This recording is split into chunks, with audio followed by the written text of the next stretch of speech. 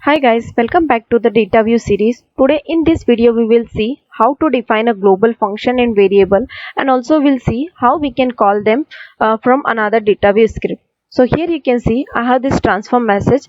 First we will create a global function. So to create a global function, you can directly create a folder inside the source main resources, and inside that you can create a script with the extension DWL. Okay, and if you are not comfortable directly defining function in the DWL script, what you can do, you can drag in the data view transformer, and inside that only you can remove this part, because whenever you are defining a global function, these three parts are not required. So you can just delete these three, and then here you can define your function, and then you can click on this edit button, and inside that currently, as you can see here, this is inline. Your data view script will also enclosed with your remaining code. But if you want to store the data view script into a separate file, you can use this file option, and here you can define the file name. Okay, and here if you are keeping inside some folder, you can give the complete path, and then you can click on OK. Okay, so with that it will create a separate file here, and then you can define a function. And once you are done with defining a function, you can delete that respective data view script whichever you have used to create this script. Okay, otherwise if you will deploy with that data view script only, it will give error. So here let me just create a folder, and let me show you how we can create a global function. So here I can give the name script.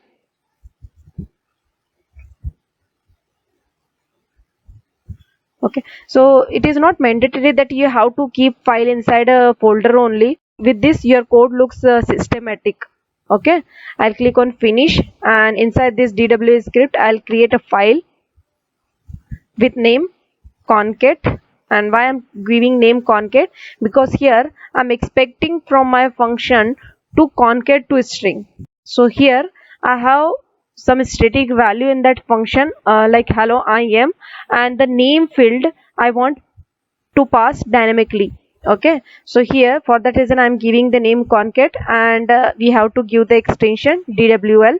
So I'm just creating a very simple function to show you how you can create a global function.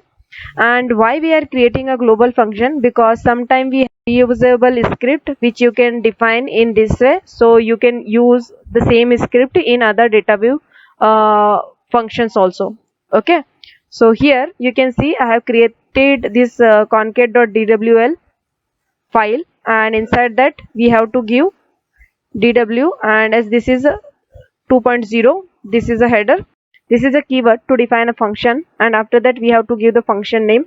So here I am performing a merging, so I can give merge, and then here we have to pass the arguments. So for this one I am expecting name, and name also of a string type. So here you can define the data type, and then to write a business function for this merge operation, you can just separate it with equal, and then here you can define, or you can write your business logic. So here I want hello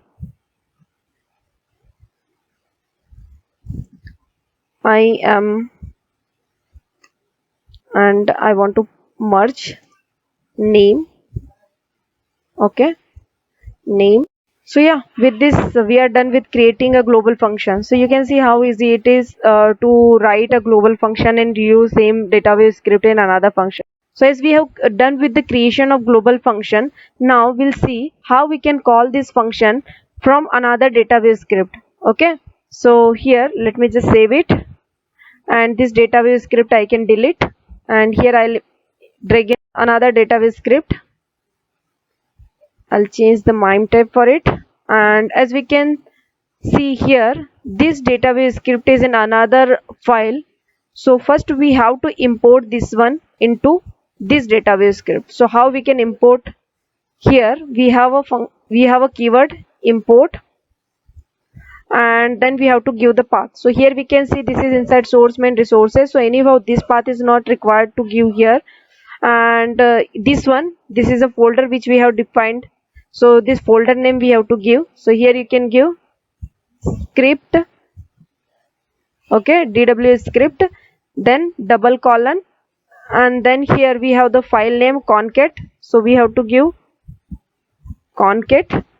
Okay, with this we are done with importing the file. Now all the functions whichever we have defined inside this script, it will come inside this. Like we can call all the functions available inside this script. Okay, so here to call the function, this merge function, here what we will do, again we have to write this concat, and this concat is same file name only, then double colon, and this is a function name.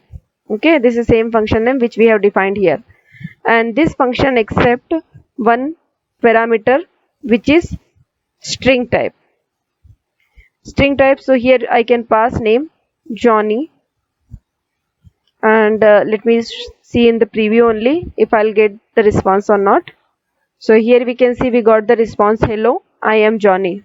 Okay, so here if you are having a big file name and if you don't want to include the same file name again and again here, so what you can do, you can rename also with this as, and here you can give whatever name you want to give. So here as we are performing merging, so let me just give this name as merge, and same only if I'll use it here.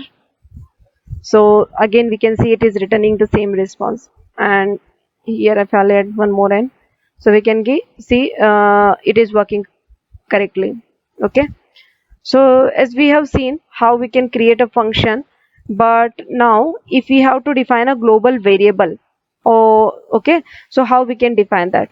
And here it is not that you can define one function only in one file, you can define as many as you want. Okay, now here we will see how we can define a variable. So to define a variable we have to use this keyword var, and then variable name. So here I'm giving from country, and the country name I'm giving India.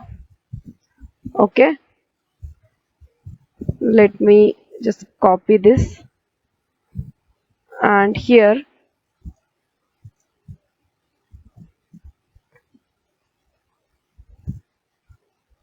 from,